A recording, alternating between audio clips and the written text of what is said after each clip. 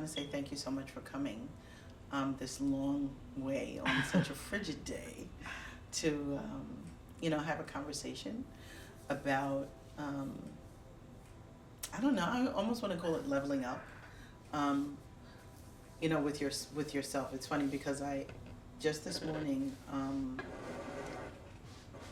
I noticed that I have a friend on Facebook that's struggling, right? And basically they're like, oh, I'm in a dark place again, and tomorrow's my birthday, and I need encouragement. And I think that it struck me um, really hard in particular because it's difficult for people to reach out, right? Like I had a hard ass time reaching out. Like it was almost like that's just something that I wasn't programmed to do, right? Growing up, I can hear my father's voice saying, you know, just by virtue of who you are, you're Quinlan. You can do anything, and that one phrase had me captive for many, many, many years while I was using, because I could do anything except quit, right? Except get myself out of this hole. And every time I would make some progress, I just kept going all the way back to the beginning. And when I say the beginning, I mean, like tearing my ass in the street, And many, many, many years later, I have actualized one of my dreams and desires, which is also right at the moment tearing my ass. But, it is not destructive to my mind, my body, or my spirit. And I get to collaborate with people that are creative and love what they do as well, and hustle and grind to make the very best out of their situation, position, and gift of being an artist, right? So long big gap in between all of that stuff. It was very difficult for me in the beginning to get it together. As a matter of fact, if I count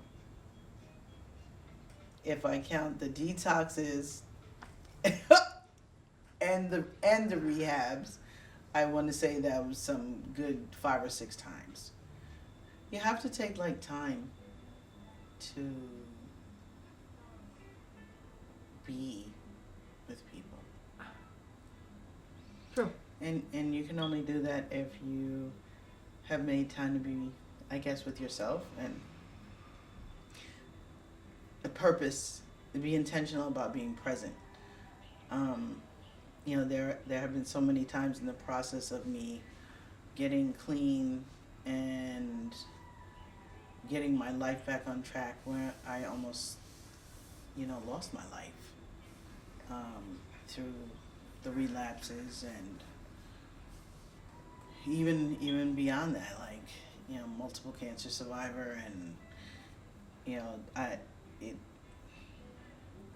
there are just so many reminders in life to get it together. So I think before I was talking about my friend, so I basically was like, okay, so this phrase about speaking a word over yourself, right? It's a very popular Yolanda Adams song, I think, gospel song. Speak over yourself. And in particular for those of us who struggle with addiction and go to those dark places and land ourselves so far from anything that we could possibly fathom as light ever getting to them. I think we forget that we actually do speak a word over ourselves. Because how else do you account for, being close to death, taking your own life, getting high until you haven't eaten in days, you probably smell like caca, people running away from you on the street. You're doing whatever you can to like get it, and slowly you're frying your brain. You're killing your heart. You're just like, and somehow, many years later, you know, even if you're still here, regardless of what that looks like, during that time, your spirit has been like calling into the darkness for your light, right? And we have these moments of clarity where we get it together, we, jump a couple of steps, get our own apartment, get a job. And for all intents and purposes, it looks like we're doing all right to the people around us. You got a little weight on yourself, and then something happens, and before you know it, you're running the street again. So basically, I think there were a couple of things that actually like catapulted me into a space of consistently being sober and consistently desiring to like elevate myself. Definitely those times where I came close to death, either from being sick or from like being in the wrong place at the wrong time. And like for me, I had a serious connection with like my family. Like I'm a daddy's girl, and I miss my family was everything. And like that was like, I chopped that foot off by my actions and behaviors. And and it's so funny because we have so many examples of what it looks like to get it together. And I think the people that, well, at least in my experience, the people that have made good use of their time recovering, like they're really intentional with it, and right. Across the board. So it's not, it's about the mind, the body, and the spirit.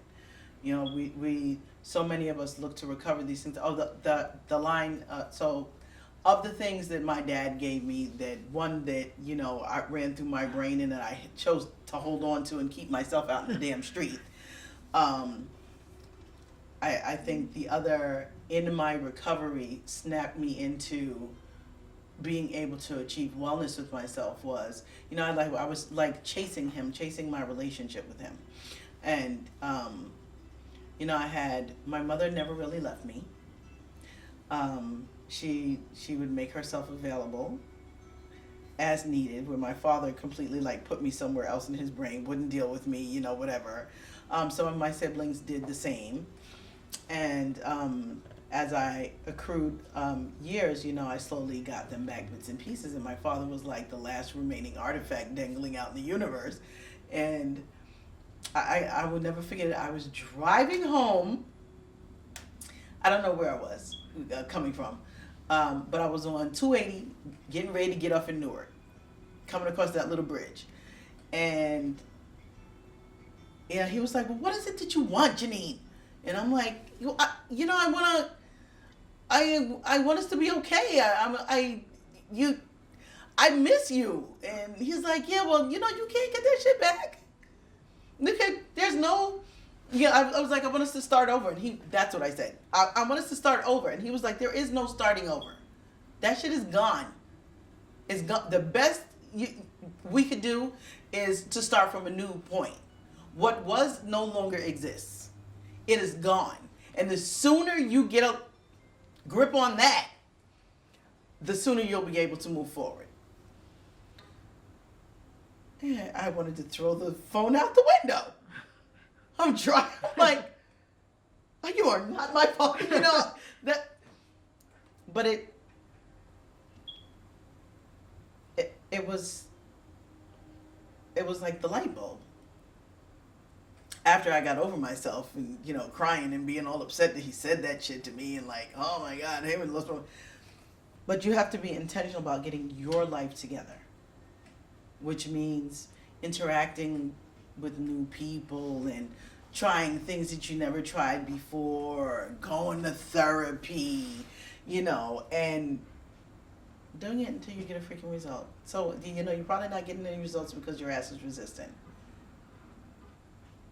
Be honest, at least with yourself. It's not like other people don't know the shit.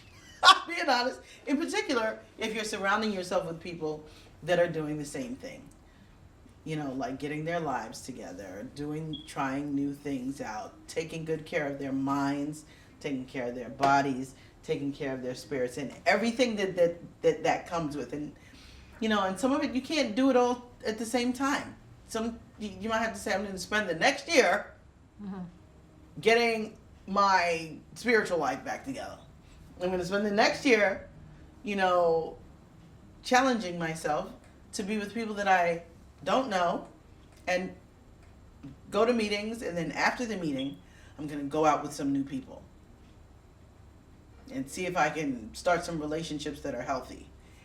And then when you see the unhealthiness coming, you detach yourself from the pod, not anticipating that, maybe this will change. We do that to ourselves too. That sabotage thing is not like we don't see it. We're addicts for Christ, so we're like the smartest people on the planet. And I say that unjokingly. Oh, I see. You know what I'm saying? Like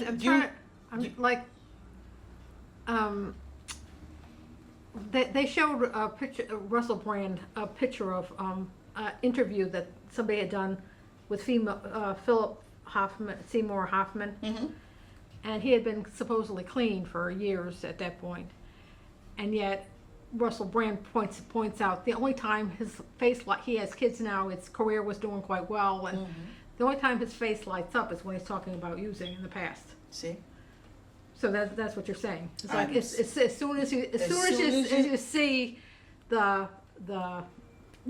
bad stuff rising, you smash it. So that 15 years later, that's not a good not only memory. Smash it, you got to run from it. Run from it.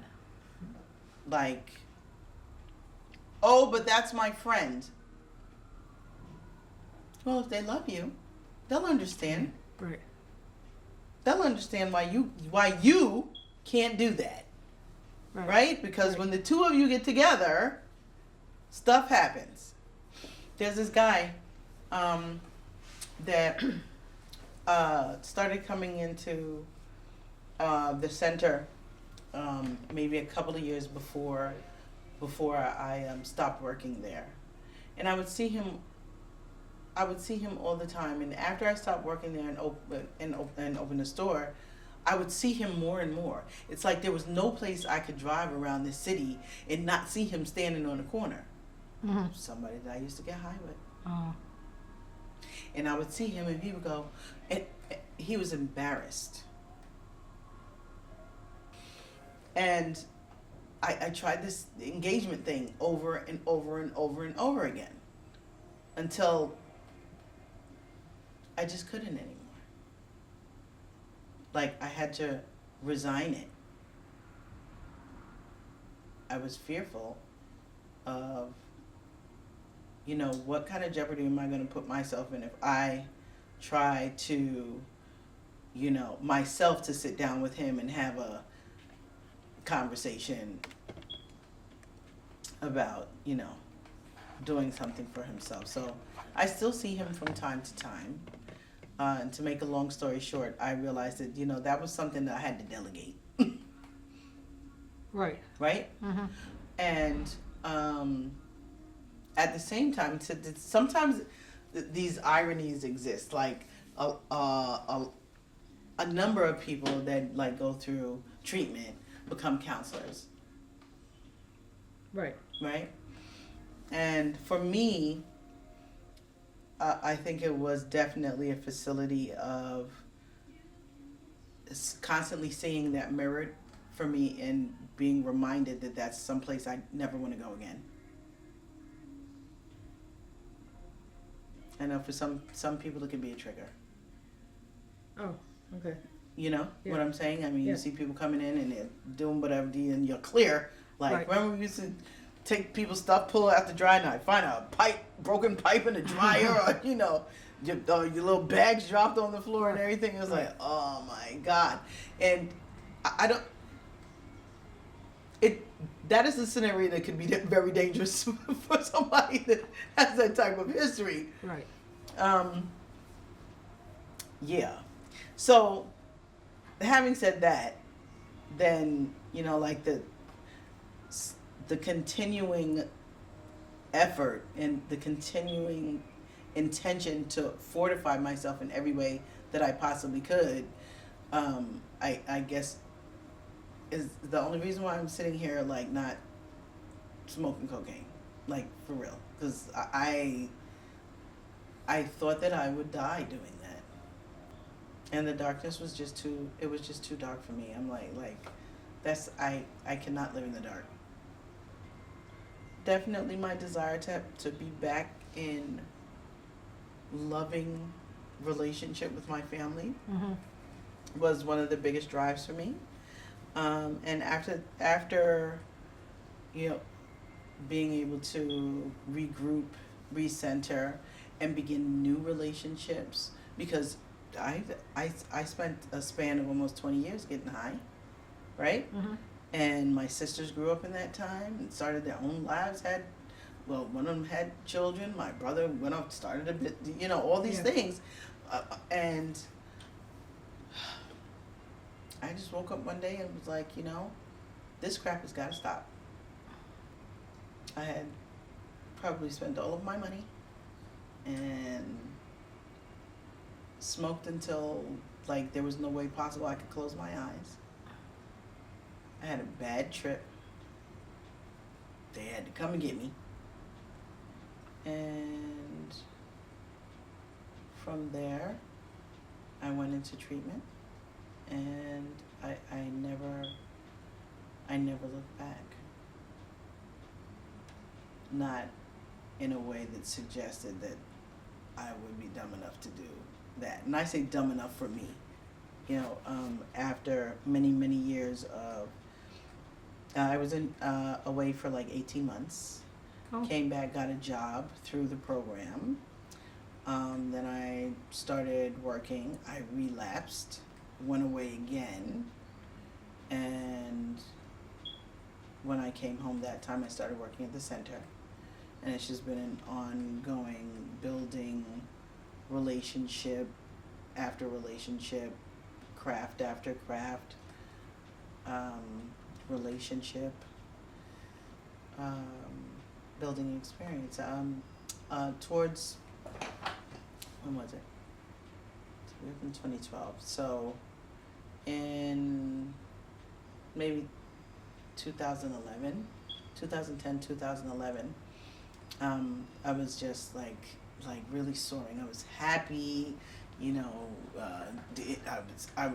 I a deacon then? Yes, I had been elevated to a deacon then, back in church, doing my stuff, directing the choir, in full relationship with both my parents and my siblings, my nieces and nephews. And I started feeling like, okay, so I feel like there's something missing. What should I do? And at that time, I knew that a couple of my friends had been going through these personal development workshops. So, some of them were going to Landmark, some of them were going to Momentum Education. They were doing, like, building themselves up, like, the spirit of themselves, the intention. They were intentional. They were just like knocking shit out of the park. Like, didn't have a job this day. Now they got a job, their own business, what house? And I'm like, what is going on? And I want to be connected to that. Is that a cult? I mean, what? And their language was just as different as their behavior, but it was guiding it, like, so I'm speaking things into existence, and I'm intentional about what I say so that I can attract the things that I desire, and those things can fuel my this and the da-da-da, and everyone around them was doing the same thing. It was like a ripple effect. So when I met someone that was doing the same thing that they were doing, it was like they were talking a foreign language. I was like, What? What are you saying? You know, like, what is that? So, I mean, when people very, very close to me started, you know, going and having this experience, I'm like, okay, so what is it? Can you send me the information? Mhm. And then my partner at the time went, and it was like night and day. So it was such a stark difference, and I think that when you're really close to someone, and you can see the difference. That is an influencer for you. You're like, okay, now if that could happen for you, Right. and you know you're who you are, and who I am, and I experience the same thing, I wonder where that would take me. Right? Right. So I went to Momentum Education, and it shifted my entire life. In what they said, created a whole new awakening in you around whatever the conversation was about, right? Yeah. So I tell them all the time that I felt like I was reintroduced to myself, and reintroduced to the way in which I could interact with the world if I allowed myself to. Because now I know, or now I'm speaking to those things that I know keep me from doing that. So, you know, me being afraid, that fear is really a lie, and I made that shit up because of the things that happened to me when I was little, and it doesn't serve me anymore. It's not who I am. Right. Right? I wasn't responsible for being molested when I was a child. Right. I wasn't responsible for, all these other crazy things happening, but I internalized it in a particular way. And I never spoke about it.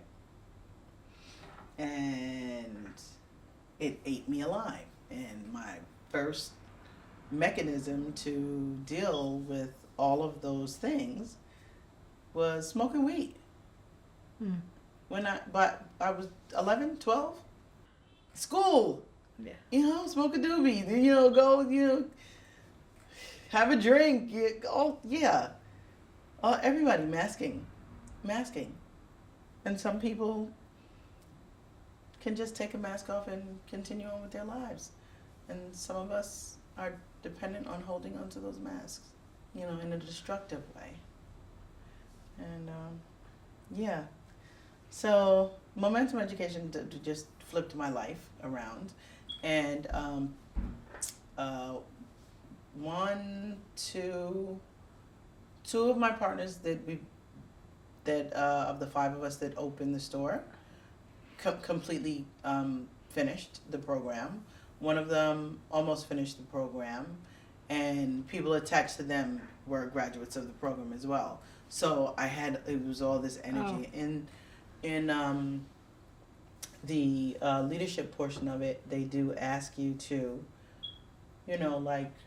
really put some time intentionally out into the universe with your group to say, what are you going to do? And you say what you're going to do, and they say how many by when. And they hold you to it. Oh, wow. So, you stated before that I had managed to continue to put myself in. It's like you complete this level. It's like playing. I play mahjong, so you get to the next level, but you don't get to the next. You won't get to the next level unless you complete that level, right? Like you have to get all of the checks. Right. Or you'll continue to play at that level, right, until you complete that level. Right. And in hindsight, as a reflection to that, like, isn't that just how life is? And this is how we learn to master things, and being pipe smoking, dirty, roaming the streets cat to putting a key into my own door, have my own car, which, I haven't missed a payment on since I bought it 2 years ago, to putting the key in this business. It's all, now, are there some times where it's not intentional? Yes. And then I'm brought right back to having to be intentional. Right. Like there's not, like you don't maintain it without being intentional.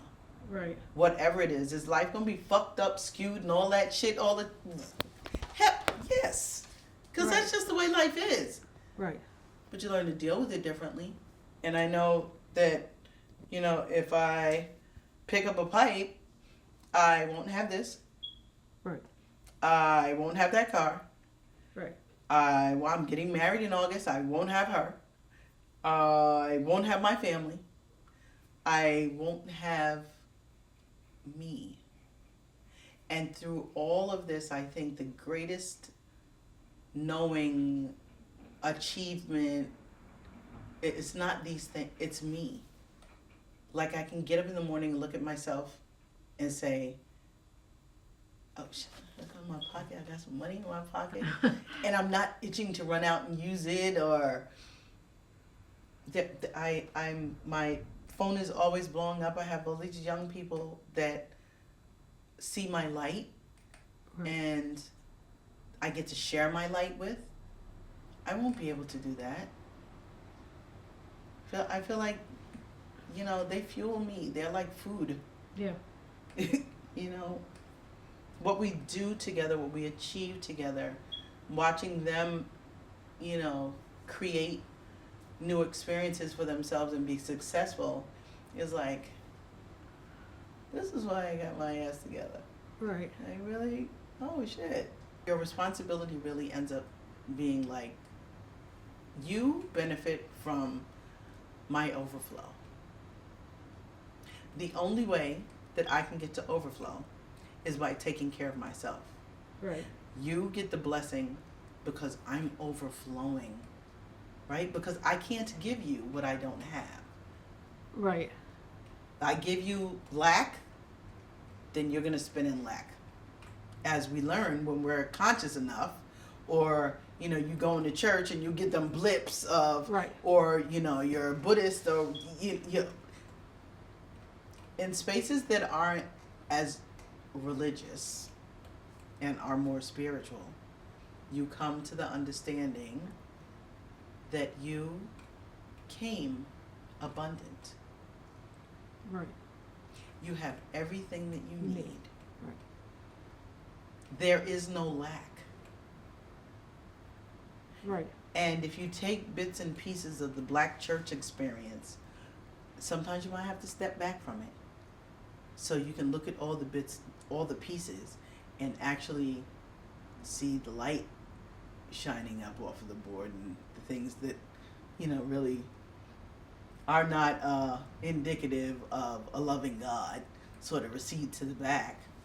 To a large extent, my spiritual journey has also put me in the path of making sure that I not only recover what I lost, but that I, what I desire, beyond that, I can achieve that. Right. And I believe it. And there was a long time that I didn't believe it. Right. And that kept me not recovering. Right. It takes Right. us a long time to get to those places of understanding, Right. like what we're responsible for, Right.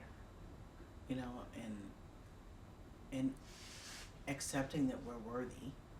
We are all products of our environments, Right. right? And some things don't appear in the moment to be a choice, right? Right. I have 5 kids. My girl's pregnant. I just put them in the hotel with the last dollar I got. I'm out going to get the chicken. Somebody says, yo, bro, you want to make about $2,000? You're like, and we should know better. It pretty much means, okay, I have to reserve time with myself. Right. Away from a lot of things that I love, including people, to like really pour into me so that I'm clear I got it. Right. And then I gotta take time to like try that shit out for a while. Yeah. And see if it's really working. Yeah. And get the chugga-chug going on, and yeah, I think I can. I'm doing it. I'm doing it. I'm doing it. And, I've been doing it. Now I can. You want to do it? I can help you do it. Here. Guess what you're gonna do? Yeah. Yeah, and hopefully we get to the people we love in time. In time. Right. And we're not gonna be able to do for everybody. Right. Not in the way we think we might. Because I think that, and I know that I struggle with this. I struggle with, like, what if I didn't help that person? Like, what if I didn't reach out? and I'm just won't be satisfied with the fact that, like, my life is an open book. Everyone around me knows what's going on. You see me moving, and by virtue of me doing what I'm doing consistently, I am helping somebody because they're like, oh shit, I could do that. Right. And so some of it is very selfish. Some of it I do just so I have it. And when I say so I have it, it's because it makes me feel secure. Solid community to express whatever I need to express in, or have support from, be supported by, Right. To be a part of crazy areas. And sometimes we do just swap one drug for another drug, and Just at this some point. people would hate that I would say that, but I want to say yes, because like life is my drug right now, Right. and I don't want to let go of it.